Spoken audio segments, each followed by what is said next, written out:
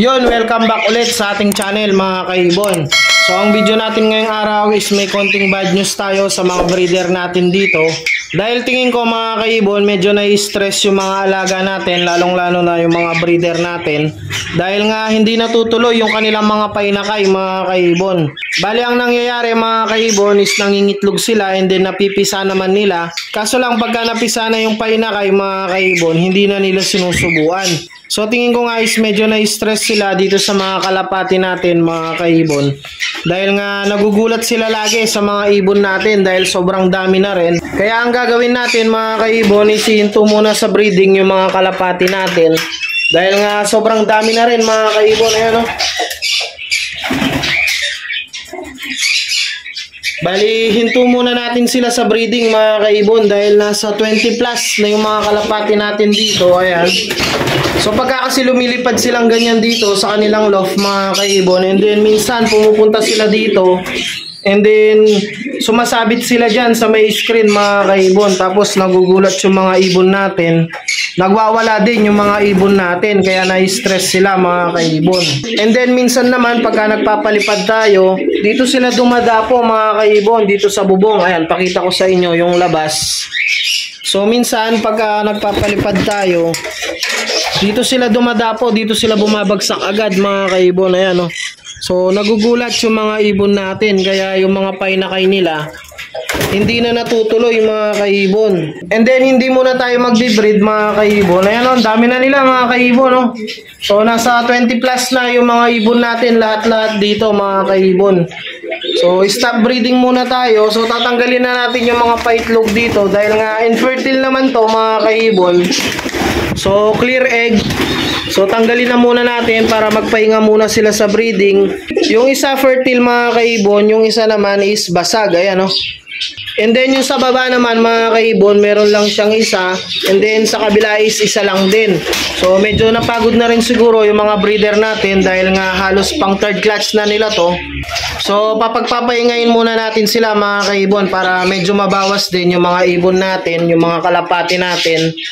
Dahil na-stress na yung mga ibon natin, yung mga GCC natin at yung mga kakatil natin. So hindi tayo makakapagparami ng mga kakatil at GCC pagka ganyan lagi silang na-stress mga kaibon.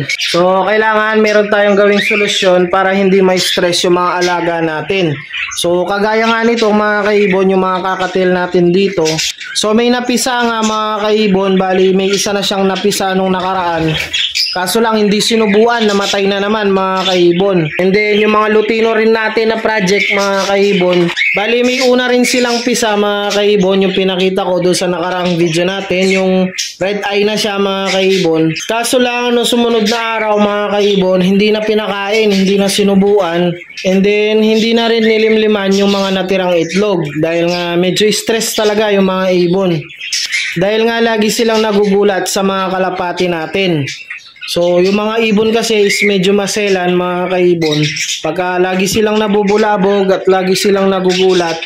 Dahil nga ang pakiramdam nila nun mga kaibon is hindi sila safe, kaya may stress talaga sila mga kaibon. So bali ang gagawin natin is mag-stop muna tayo sa breeding, and then baka takpan natin to mga kaibon, yung ating loft dito. Baka takpan natin kung ano yung pwede nating itakip para hindi sila masyadong nagugulat mga kaibon. And then dito naman sa bubungan nila dito mga kaibon, baka maglagay tayo ng harang para hindi na sila dadapo dito sa bubong mga kaibon. So ayun, bali maglilipat din pala tayo ngayong araw. So tatanggalin na muna natin to mga kaibon, yung mga kakatil natin dito. Ibababa natin sila dun sa kabila. And then ilalabas natin yung nest box, ilalagay natin dito para katulad nito mga kaibon. And then gagamitin muna natin yung dating nest box ng mga kakatil natin. So yan yung gagamitin nila dito sa baba.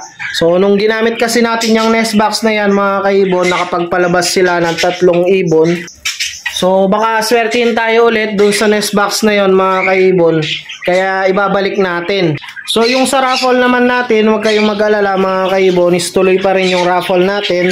Dahil nga meron tayong 3 ipaparaffle dito na kakatil, and then yung mga kalapati natin mga kaibon.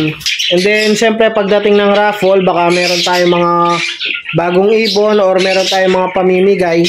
So bali ang target kasi natin dun sa ating raffle mga kaibon is magkaroon tayo ng 7K followers mga kaibon or kahit 6.5 followers lang mga kaibon. Basta madagdagan lang yung mga followers natin is magpaparaffle na tayo mga kaibon. So huwag kayong mag-alala, tuloy pa rin yung ating raffle mga kaibon. So hanggang dito na lang muna mga kaibon, update ko na lang kayo sa mga breeder natin, sa mga ibang ibon natin sa ating mga susunod na video. So huwag nyo kalilimutang mag-like, share and subscribe, and i-click nyo na rin yung notification bell para updated kayo sa mga susunod pa nating videos. So happy breeding sa inyo mga kaibon, and ingat!